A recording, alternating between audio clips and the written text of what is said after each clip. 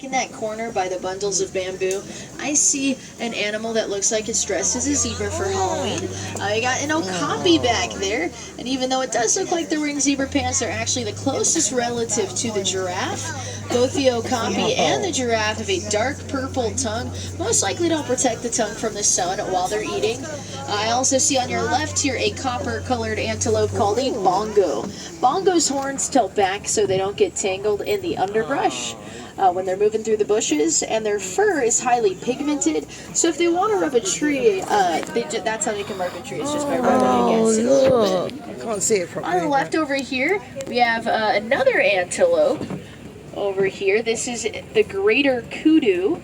Greater kudu are kind of like the deer of Africa, so their numbers are pretty good. They're one of the few animals out here that is not endangered, so congrats on the good numbers. They have those large ears as well that can rotate quite a bit to help improve their hearing, kind of get a better scope of the area. I've got a zoom in on. On your left, look way back by those rocks on the left side. There is a black rhino laying back there. If you see a rock that looks a little smoother than the rest, that's the black rhino there. Now, they're really solitary animals, usually hanging out on their own, so that can make it difficult for us to raise their numbers. Until recently, we only have 5,000 black rhinos left in the wild. Thankfully, we've gotten them up to 10,000, which is really fantastic. The Disney Conservation Fund works with nonprofit organizations to monitor those numbers in hopes they don't go down, and we have managed to double them. So just want to keep up that momentum. They are still critically endangered, but we're moving in the right direction. That's what matters. They also have a pointed upper lip. It's prehensile, which means it has isolated movement, so they can use it to grab onto things, pick things up, kind of like an elephant's trunk or a monkey's tail, but it's their upper lip, so that's pretty useful for them when it comes to grabbing food out of trees and whatnot. Now, it looks like these trees are beginning to open up, which means that we are leaving the forest and we're getting closer to the Safi River. So now I want to keep an eye out for any aquatic wildlife or animals that might enjoy a watering hole. On the right here, I do see some pink-backed pelicans.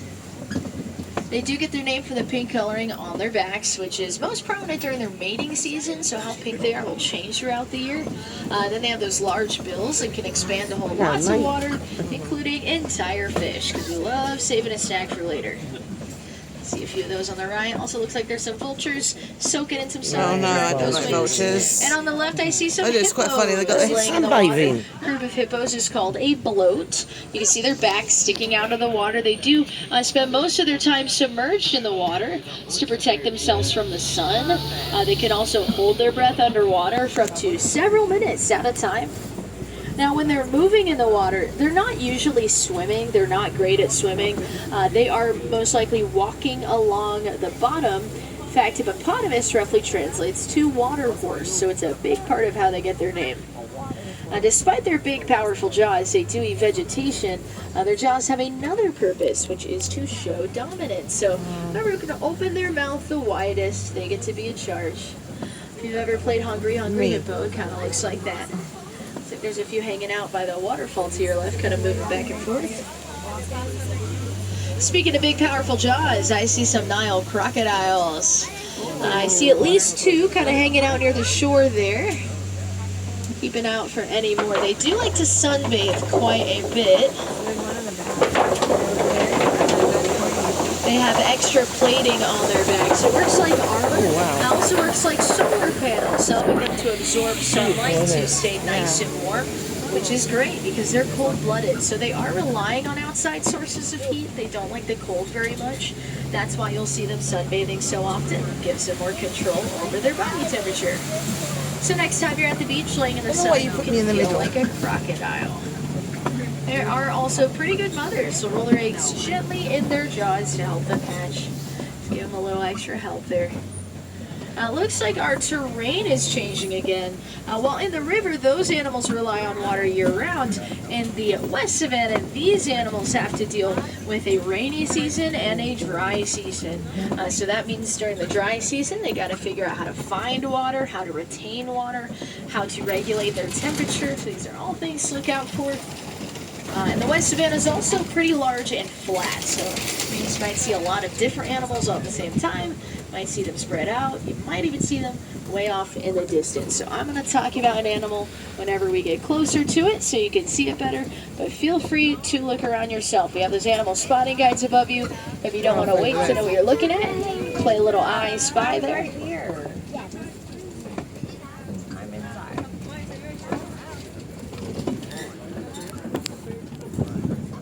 Right. I thought it's not moving, it's joking. Take no notice of me. I see things that you're not. It's great that I'm recording, so. I see a zebra over there. Sounds like some of you are already getting pretty good at I Spy back there. I do see some animals ahead of us, so I'm going to work to get us a little closer.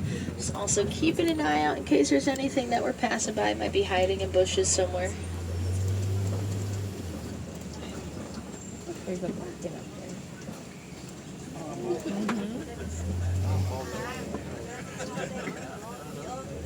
See a pumpkin on your left. It's pretty cool. Guess that animals are celebrating too.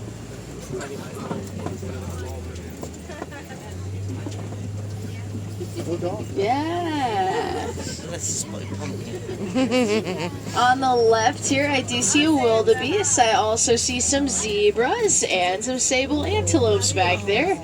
If you look at these zebras there, these are Hartman's Mountain zebras. Group of zebras is called a dazzle.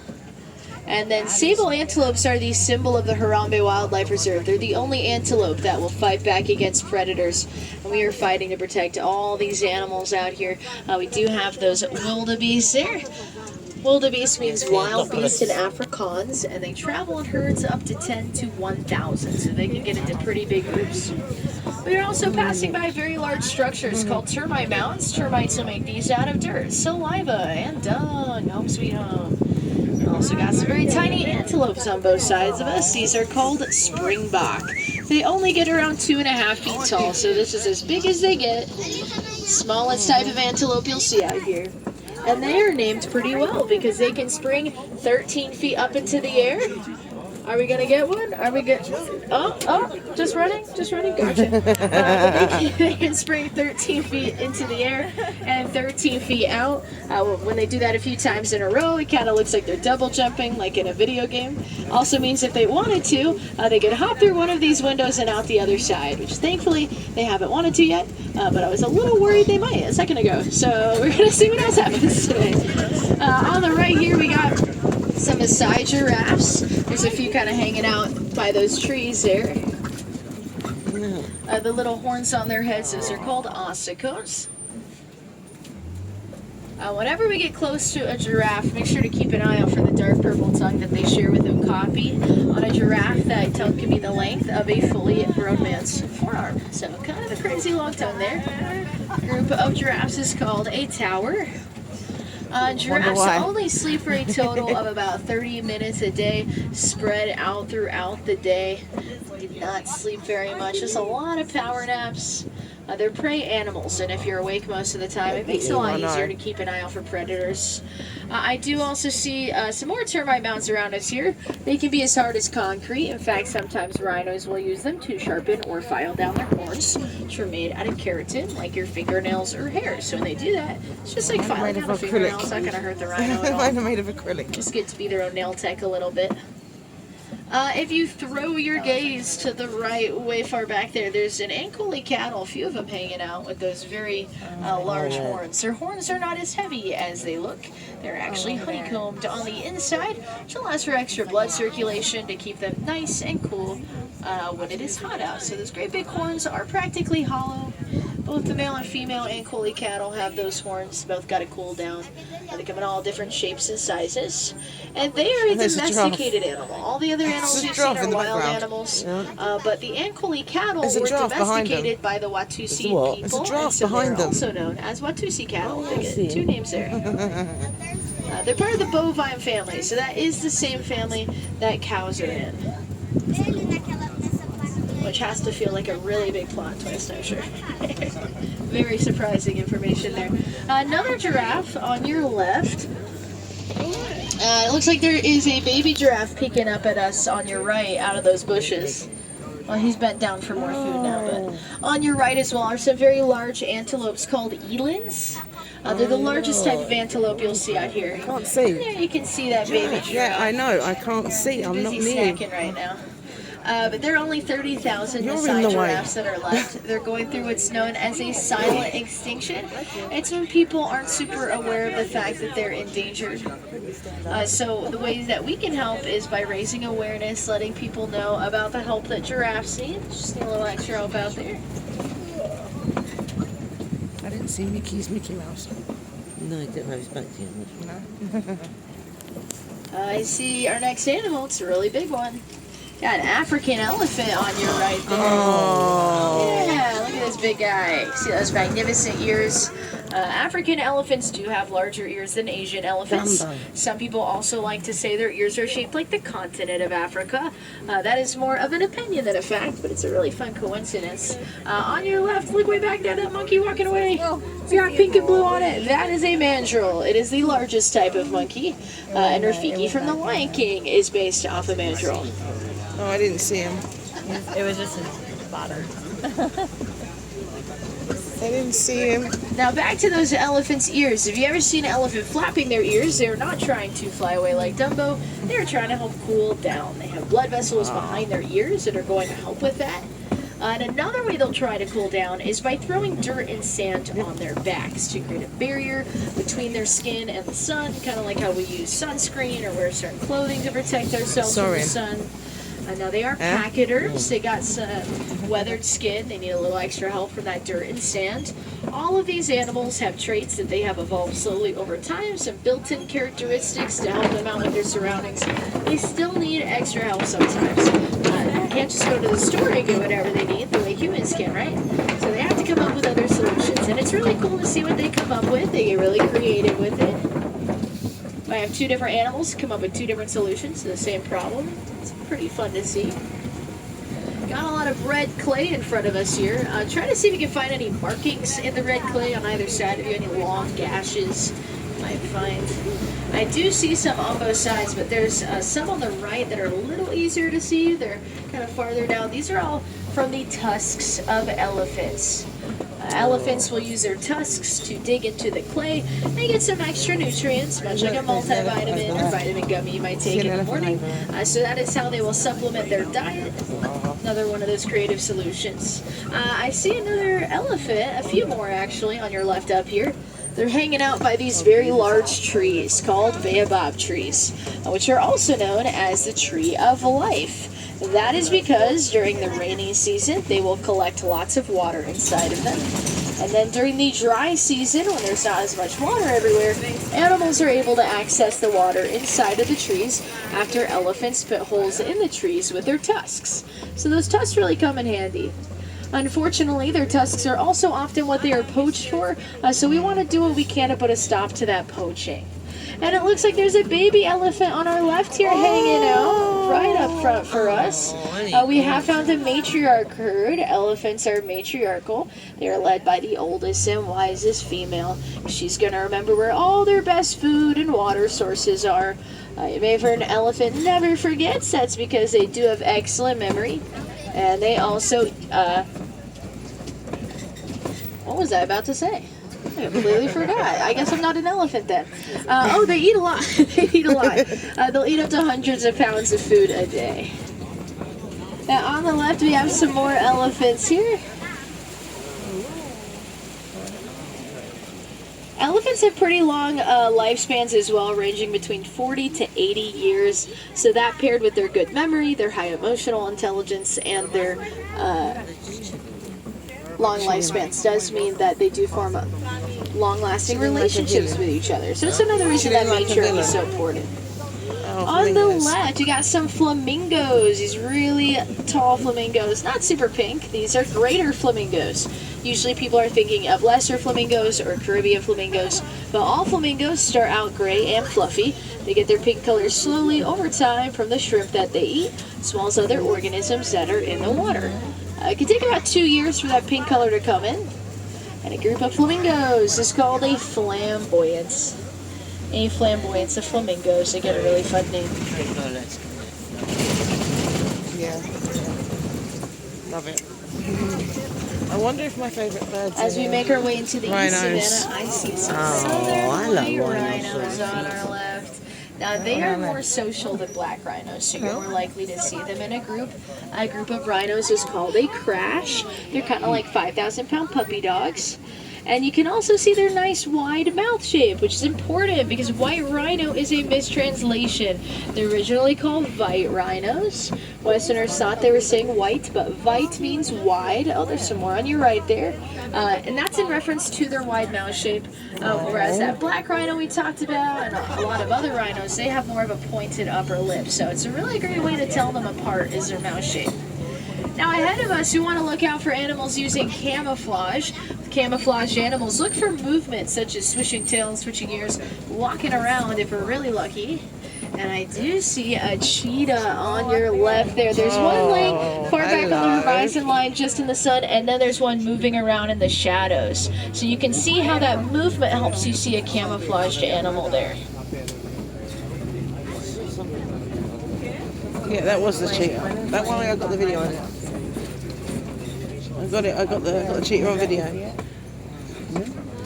It is. In the grass. There was all the way, yeah, there was. Now, cheetahs can run up to 60 miles per hour, but not for very long. They're built for speed, not distance. So they can run about the length of 2 football fields, and then they'll slow down. But they can reach that top speed of 60 miles per hour in under 3 seconds. 0 to 60 in 3 seconds is as fast as some roller coasters taking off. They're very fast animals. Now, if you look to your left here, I think I see some animals hiding out. Keep an eye out.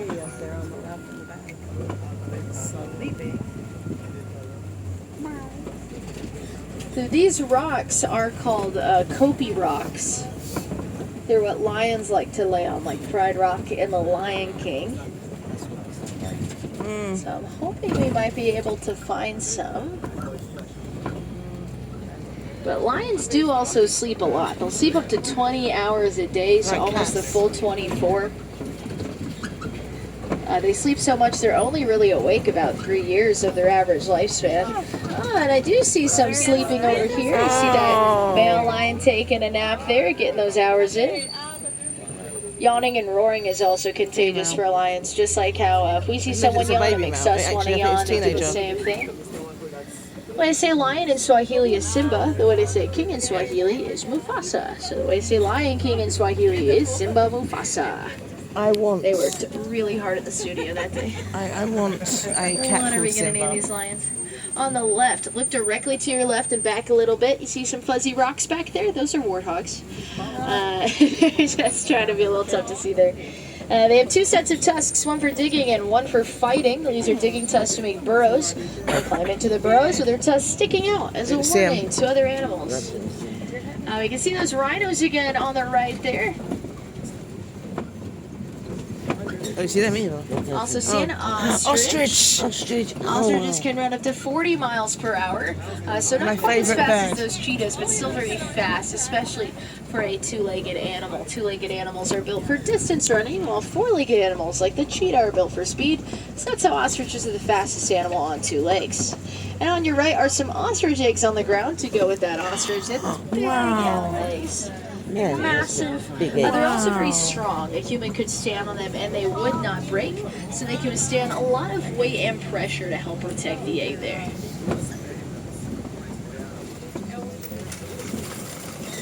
We have baby ostriches.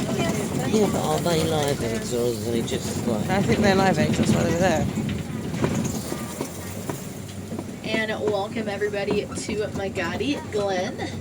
See the Warden's Outpost here, which means we're getting closer to the village again. I also see some Nigerian dwarf goats hanging out. They are ruminants, which means their stomach has cute. 4 sections. They're going to use those extra sections to digest food other animals cannot, which makes them a great choice for farmers and makes them much easier to feed. They also produce a nice sweet milk that is rich in nutrients, or they can be turned into butter or cheese to sell. So that's another reason that they are great for farmers.